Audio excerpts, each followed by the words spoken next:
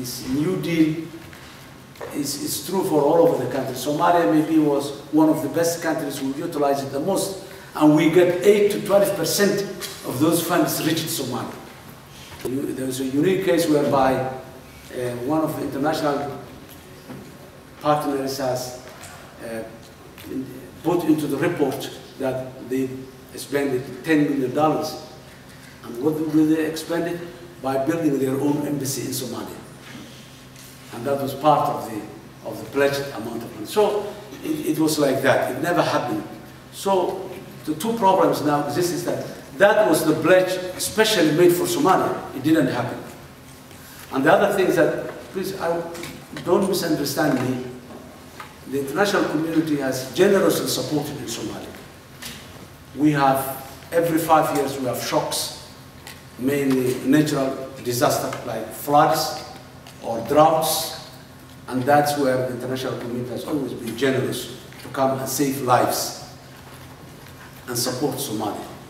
But when it comes to the reconstruction, it was completely a different scenario. What happened was the Somali government was unable. We were fighting with a terrorist group, and we don't have the resources, we don't have the equipment, we don't have the... So that was one problem for the pledges for the New Deal. The other problem was almost all donors, they have a global agenda, and they bring parts of that global agenda to Somalia. That is not a Somali agenda then. That global agenda is not a local agenda. So they come and they implement and they do maybe something that's good for Somalia, to Somali people, but it's not priority. That's one problem. The other problem is all the international community or donor support is a project-based, and projects have a life cycle. 3 years, 2 years, 4 years, 5 years, they will end. Once they end and the tap dries out, then what will happen? How can that project sustain itself? They build a school, provided all the furniture necessary, provided the salary of the teachers, provided everything. When the project finishes, who will pay the salary? Who will pay the electricity? Who will pay this thing? No one. So the whole project, the school is closed after the project is ended. Or the MCH, where mother and children get their vaccination, is closed after the project ends. So that was another problem that always the international community. And the Somali government has not been, I will not say only Somali government, but as I read, it's true for most of the post-conflict environment, unless you have a bilateral friend, a partner who's supporting this country bilaterally. The multilateralism, mainly United Nations and all this, they have a lot of funds. There's no scarcity of funds. Money is there. But the question is, what's the best way to utilize that money so that this country recovers? These are some of the challenges that we face when to come into that area, into the government leadership. And the generosity of the international community will never obscure my observations, and this were what we have seen in Somalia. Now there are a couple of issues that's necessary, and we have been telling, and still we continue telling our international partners, is there are certain issues questions that one has to ask when he's facing the challenges we did in the past. Put the why before the how. The global agenda phenomena has always how do we implement this? How do we implement the FGM program? How do we implement the capacity building for human rights? How do we, so they start, because of security concerns they have, because of other concerns they have, they started the question of how, without asking the question of why. Why, in the first place, we're doing this? What's the outcome that we want to come out of this project? What this community, what benefits this community will get by the end of the project, when the project is finished. I came here in London in 2018. There was a Somali conference organized by Her Majesty's government here, under the leadership of former Prime Minister David Cameron. And I asked the international NGOs who are London-based or UK-based, and I was called, a very good number of them came to my that meeting. The DFID, the biggest, to Oxfam, to Save the Children, to Concern, to so many. I asked them who is supporting the education in Somalia, and all of them, they raised their hand, we are supporting the education in one way or the other. And then I asked them, what funds do you have? I asked, Save the Children, I take as an example. I said, girlfriend, they give me very good amount of money. We have 3 years project, we have this money. And what do you do? I said, we are operating a school there, we are doing teacher training there, we are printing books for the children there. Okay. I said, what's going to happen after 3 years? Well, we will seek extension for the project, but the reality is nothing is going to happen. And what are you going to do? They said they hire the best Somali local professionals available, because the government cannot hire, the government cannot pay enough salary, but they can pay. They hire, they rent a house, they get their own generators, they got their own vehicles, computers, photocopiers, everything.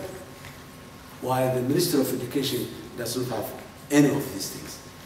Now I said, what if I offer you, with the money you rent a house for the next 3 years, 1/3 of it.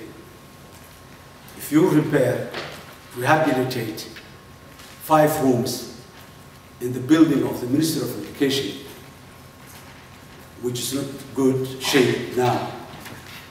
What if you rebuild or reconstruct 5 rooms and you use 3 of them, or you use the 4 or 5 rooms, you will not pay rent, and then instead of going out and hiring professionals with maybe $2,000 salary or $3,000 salary, what if you give some allowances for the staff of the ministry, maybe 5 people, 6 people, 10 people you need, you test them, you take them. What you are giving is allowances, not salary, very small number. Instead of paying 3,000, maybe you give 300, because the government is giving another small salary. And then you use that space, you use that people. When the project ends, you stay in the place, because you don't have funding. And the ministry will use with you, share with you, the photocopiers, the computers, the generator, and you have 5 rooms built, and maybe Concern Worldwide will build another 5 rooms and will use.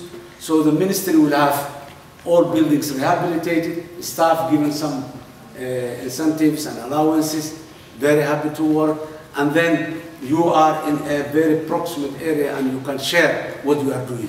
Curriculum development, because otherwise there are overlaps. I print book, you print book. I make a teacher training, you make a teacher training. So can we pool resources together? They said, Mr. President, this is a very good idea, but we will look into it, and it never happened. It never happened. So collaboration instead of competition in the aid industry is very important. So the question of why, not the question of how. Why do we offer this service? Then level of tolerance. In a post-conflict environment, the capacity issue is there, capacity limitation. So what in a country like Somalia needed was a level of tolerance to make a mistake. We made a mistake. But if we are learning from that mistake, I believe that that's not a problem. That mistake is not a problem if I'm going to learn from it. But if I'm repeating the same mistake over and over and over, then that's a problem. But the international system has not the tolerance. 5% of the funds have been wasted, that's corruption.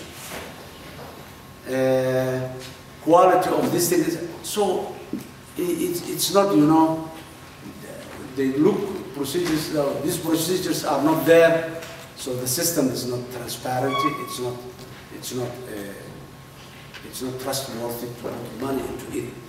So that level of tolerance was not there. Coherence rather than competition, the one I was talking about, the international NGOs. So this was the reality that the state building programs started in anywhere, in a post-conflict environment. So all this put together, what's the problem? The real problem is not lack of school, lack of electricity, or lack of clean water. The real problem is the politics. Because in a post-conflict environment, everything is politics. Everything is politics. You cannot separate services from the politics. Because the economy is such in bad shape, people are need so much needs, so they politicize everything. And then there is that level of mistrust within the society. There are the Somali society can be categorized into two different groups. A part of the society is afraid of the state, because the last state was a predatory state that killed the people, looted the people, did everything bad to its own people. So they are afraid of the state. When they hear a state, they remember. That's the it's called the lingering memory of the society in the post-conflict environment. They remember what has happened 10 years back, 20 years back, and they said, ah, that's the state. If they come back again, they are going to do the same thing. That's one group. The other group is a group that's afraid of another Somali, that's afraid of the statelessness, because there's no rule of law. We are minority. Who will protect us if there is no government? Can I trust this gentleman, this group who looted us, who raped us, who killed our people or did that? So we don't want them, because everything is based on consensus building, consensual agreement, dialogue. Let us come together. How can we solve this problem? It may take days, it may take weeks, but at the end we agree. That's how the state building program is going. We started with 135 elders of different Somali clans appointing the parliamentarians, the MPs. One elder may appoint 3, one may appoint 5, one may appoint 1, but at the end they appoint 275 MPs in the parliament. And then the parliament elected president, and then the president appoints prime minister, and then prime minister establishes the cabinet. So the whole thing starts from there. And that was how it happened in Djibouti in 2000, and then in Qudbadii, Kenya in 2004, and then in Mogadishu in 2012. That's how it started.